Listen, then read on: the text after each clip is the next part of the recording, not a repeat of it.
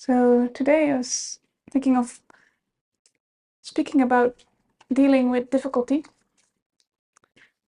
things like difficult emotions and feelings, but could even be physical pain or a response to physical pain.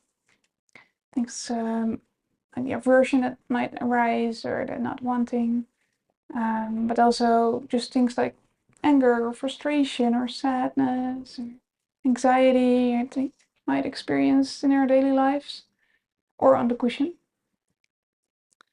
And it's something that we all experience, of course, regularly, and sometimes we might feel a little stuck in it. And then we can wonder for ourselves, what kind of strategies are we using when we get stuck in certain emotions or feelings? Like, to try to push it away or try to ignore, try to just suffer through it. And what kind of ways are we using to deal with them? And maybe you have very skillful ways that you can deal with your emotions. And tonight I want to offer one way that we can use when difficulty arises. And the method that I'd like to introduce is the acronym RAIN. Maybe some of you have heard of that. And this acronym was first introduced by Tara Brach. And since then it's been used by so many teachers, and there's been different versions of it. Each of these letters can stand for various different things because of so many teachers changing it all the time. And so we're going to look at these letters and what they stand for and how they can help us. And so I'll just go over that real quick, and then I'll go in depth into each letter. And so the R often stands for recognize. It can also stand for receive. The A stands for accept often. It can also use allow. The I stands for investigate. We can also use interest. The N, Tara Brach now uses nurture. Sometimes, or she started off with non-identification. And some teachers say maybe we can use nature. And so that's the acronym real quick. And then I'll start with the R. So recognize. This is kind of like a basic skill in our meditation, to recognize what is happening.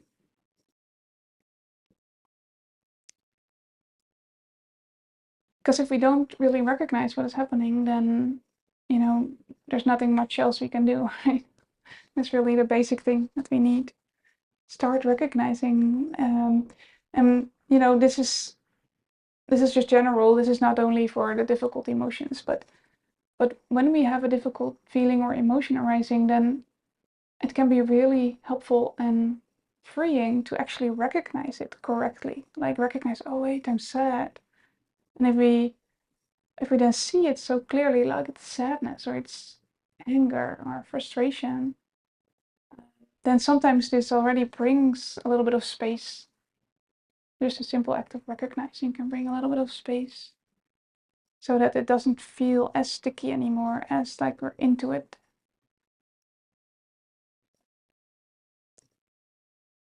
And this might seem a little simpler than it actually is, because often what we do as human beings is push our emotions away. That's our first kind of line of defense. So we don't really want to feel these unpleasant things. So even getting to the stage of recognizing, is already a really big step.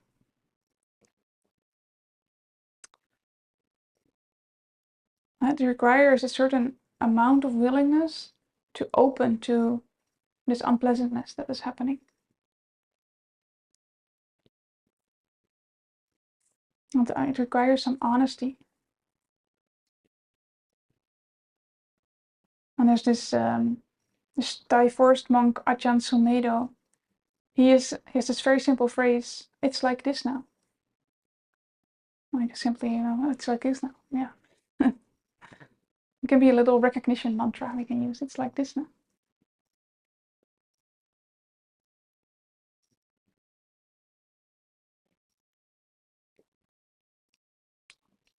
And so that's the R of recognizing. And we can also use this as receiving. So receiving what is happening can be an entrance as well, receiving, because that really offers us some space, receiving. It's not going out there, not trying to get something or fix something, but just simply kind of leaning back and receiving. So sometimes we can use recognize, sometimes we can use receive for the R, whatever we feel like is most helpful in that moment. And then the second letter, the A, accept. Usually accept is the word. But we can also use allow, because accept can be kind of like this doing, as if there's something to do, that something, like as if we can accept something consciously, because if you try, like, let me accept this anger, then it usually doesn't really work like that, right? So allowing can sometimes be an easier word, like, oh, let me allow this anger. Okay, it's not pleasant, but I can at least allow it, even though it's like difficult.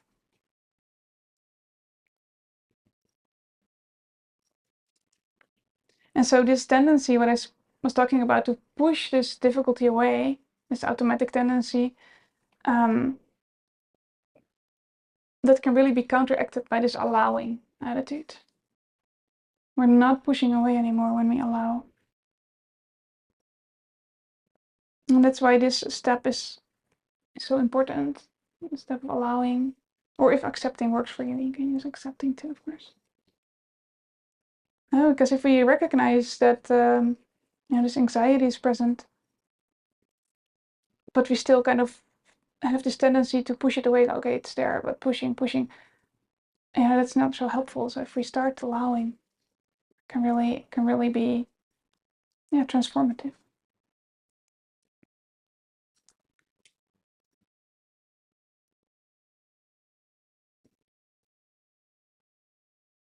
And really recognizing this unpleasantness, allowing the unpleasantness, because that's what's so difficult about it, the unpleasantness. It's hard to experience unpleasantness.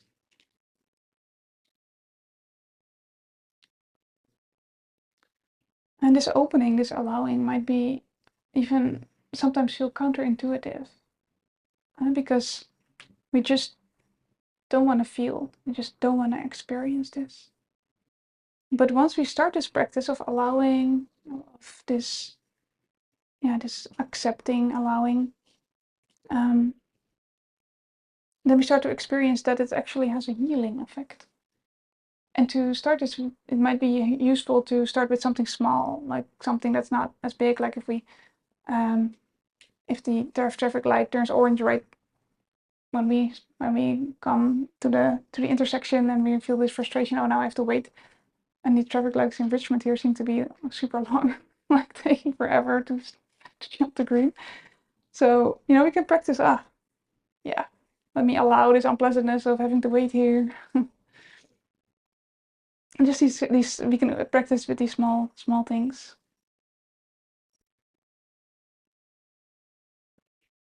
And that allowing helps us to let this emotion, this feeling, just run its own course. Like, it has its own timing. It's not like when we say it needs to go away, that it goes away. It goes away whenever it wants to go away. So allowing this to run its own course at its own pace.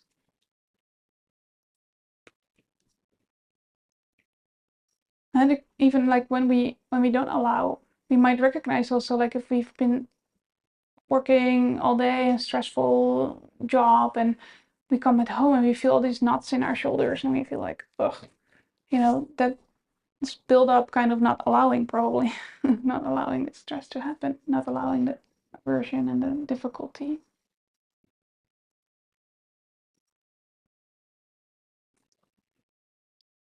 And then we have the I, the letter I in rain, which can mean investigate.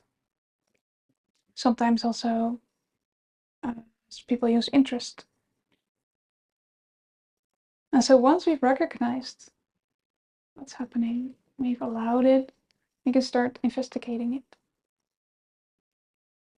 And there are several ways in which we can use this investigation, this interest. And one is to tune into what it feels like in the body. So if we feel this emotion, then we can feel in the body, oh, wait, I feel this knot in my stomach, or I feel this tension in my throat, or this tightness in my chest, or maybe you feel electricity running through your limbs, or whatever it is. It's different for everyone, and it will be different also at different times. And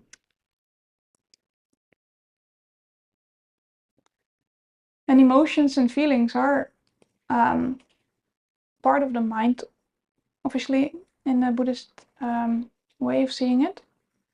But they often do express in the body. We often can feel them in the body, and it can be a really good entrance to working with them.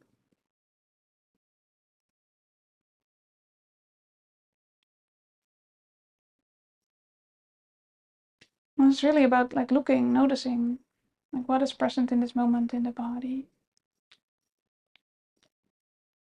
Like the example of the stoplight again, like when I have that, I sometimes can feel my eyebrows, like my eyebrows could cringe. I can feel like the tension in my stomach, like if I feel, even if it's just a simple little bit of irritation, it's just a tiny bit of irritation, we can already feel that in the body. And so that's investigating the bodily component of the emotion or the feeling. And we can also look at the mental component. What kind of thoughts are involved? Sometimes it's just kind of the arising of beliefs and thoughts that make that the emotion just keeps going, and even that the emotion arises in the first place. Like the light shouldn't be red right now. I should be able to continue my journey. These kind of shoulds and shouldn'ts are kind of red flags usually. It should be different than it is.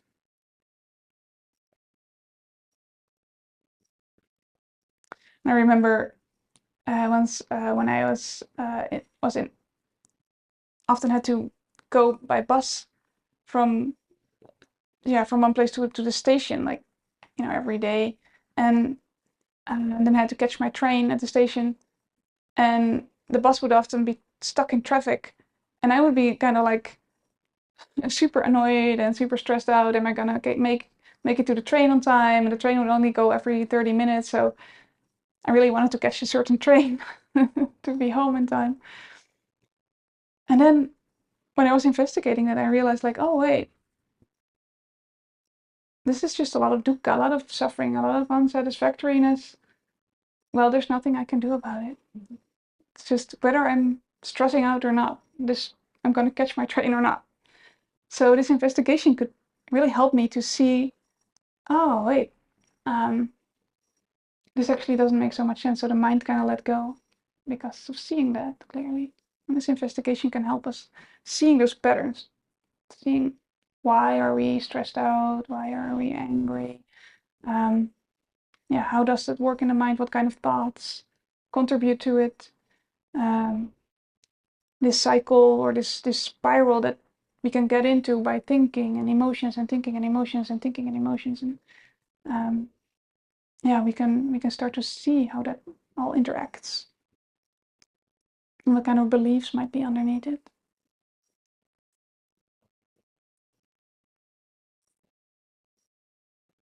And sometimes when we have a certain mood or emotion, we can also start to see how it colors the rest of our experience. And we start investigating it, to start seeing it clearly, like, being stressed out in that bus and then like getting a text message from someone that's normally maybe somewhat neutral kind of feels annoying right now. Why is this person texting me? So we can start to see how our emotions are coloring more than just that one thing that we might be emotional about, whether it's anger or sadness or frustration. And the same accounts for happy. Then we see everything in a happy lens, right? It's kind of the lenses that we look through.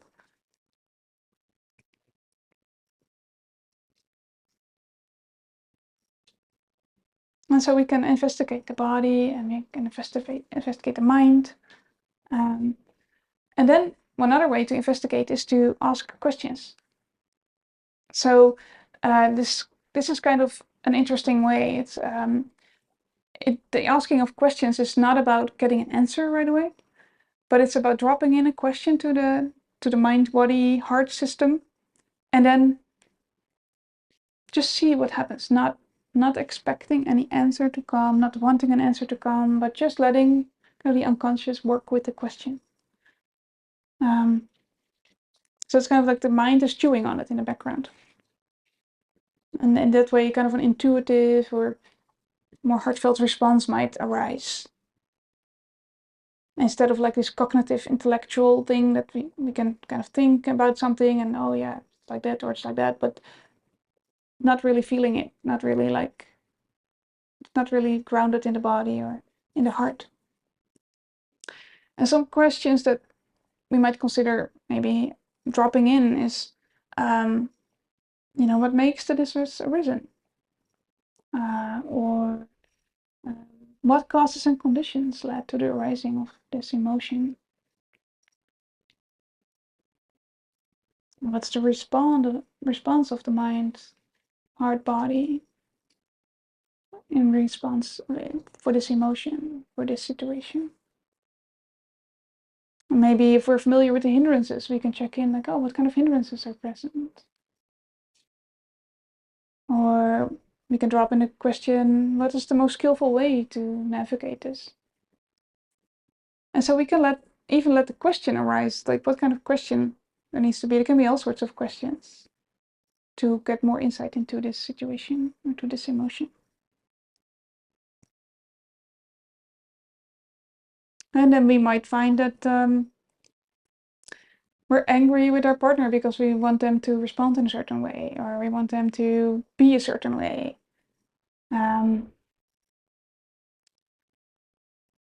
Or we're angry at the stoplight because we're in a hurry. Simply.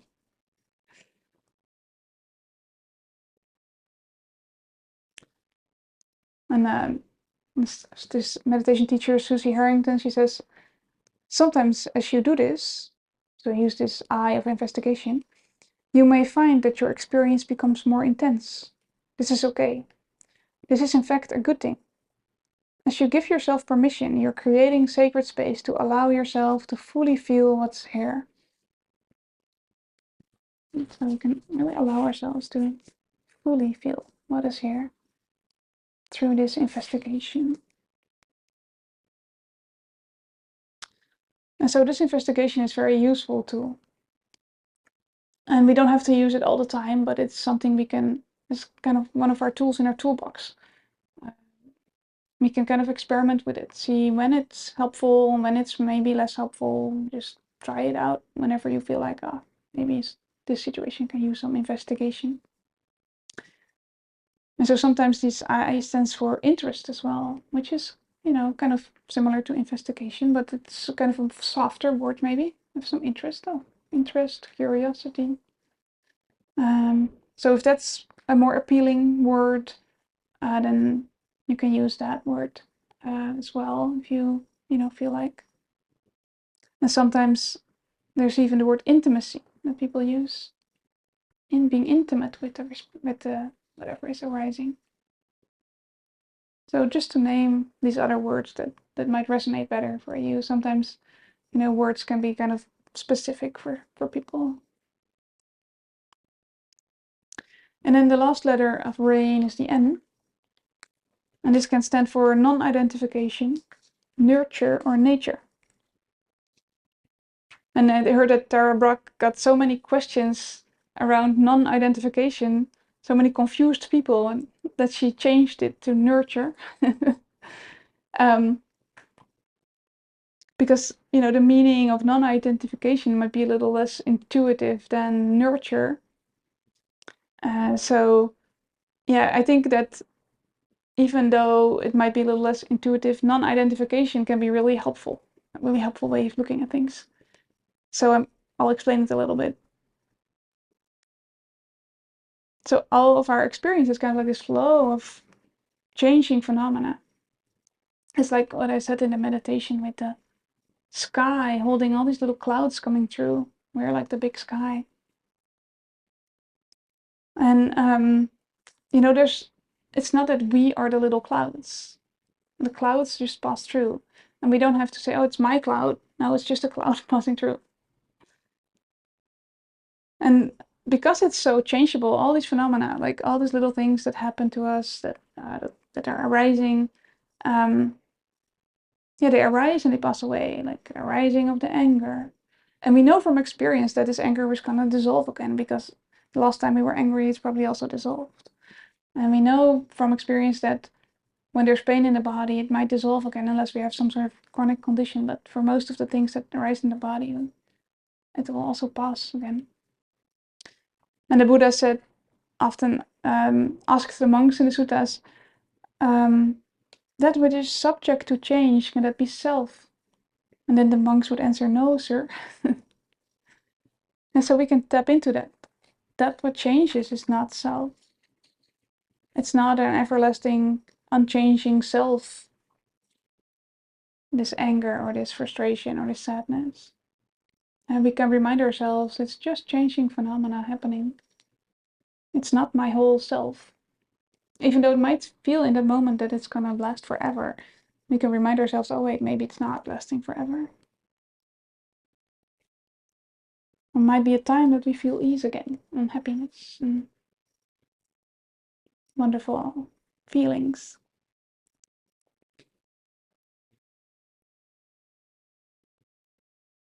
And on the other way around, we also think that maybe sometimes when we're happy that that's gonna last forever. And that also changes, unfortunately. So we can see those states of mind as visitors arriving and passing at their own time. And there's this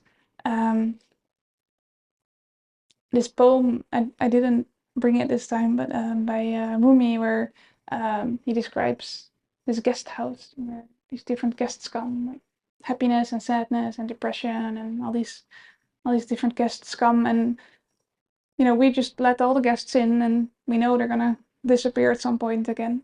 So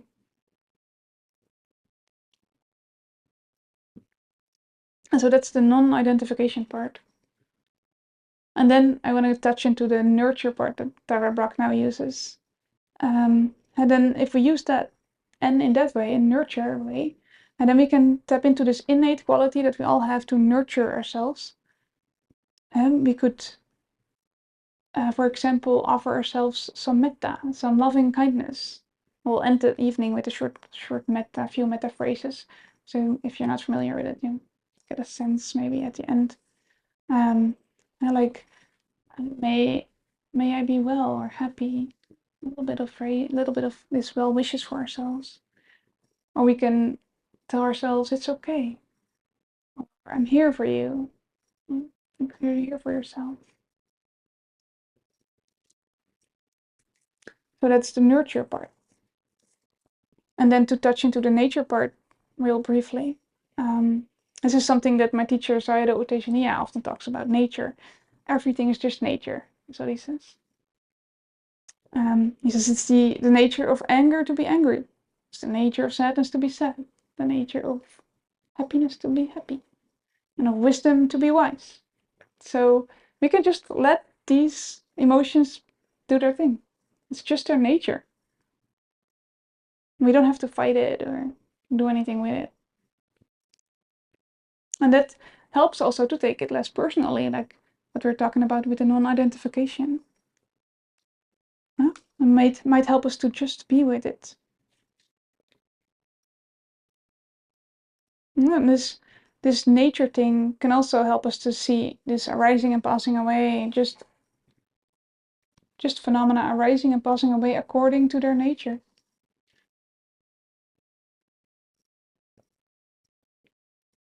And the natural for emotions and feelings to arise, we all have them. And just like it's natural for a storm to pass through the sky. If there's a storm, we're not gonna like fight that, like, oh, you shouldn't be here. It's just like, yeah, that's the way it is right now.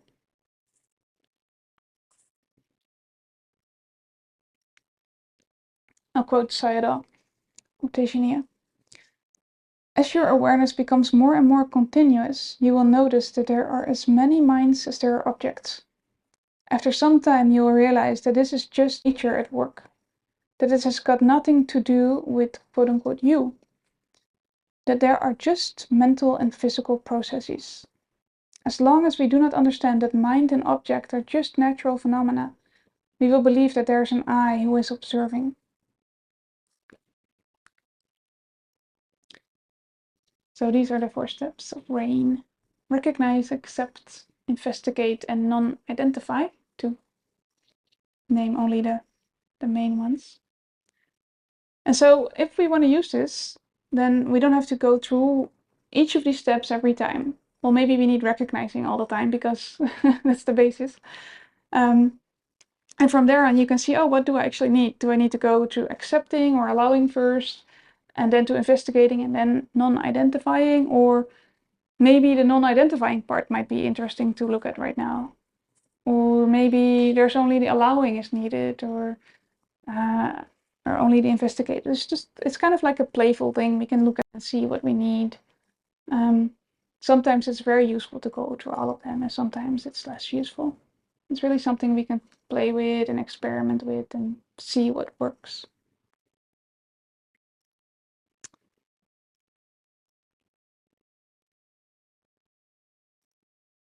Yeah, so let me end with another quote from Sayadaw Tejaniya.